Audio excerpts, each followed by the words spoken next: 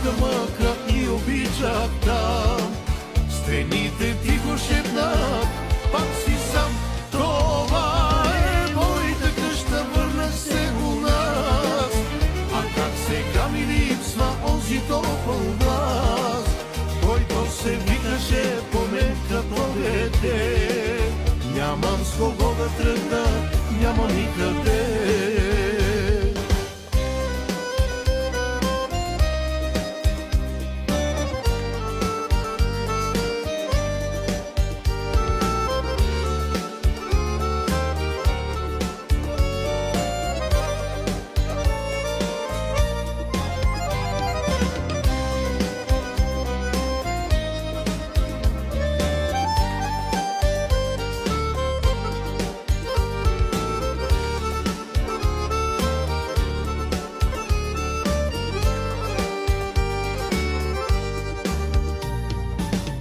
Скитам в стари улици и потъвам спомени.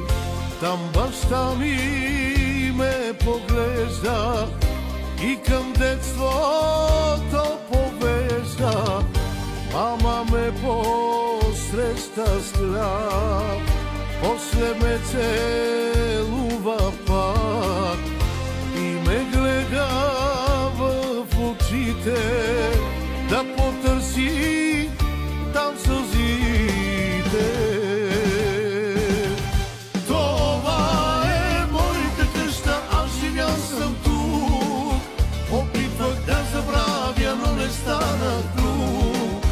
Изпивах своята мъка и обичах там. Стените тихо шепнат, пак си сам. Това е моята къща, върна се у нас. А как сега ми липсва онзи топъл глас, който се викаше по мен като дете. Нямам с кого да тръгна, няма никъде. Попитах Бог къде съм сбъркал. Той отвори очи и погледна ме и въздъхна.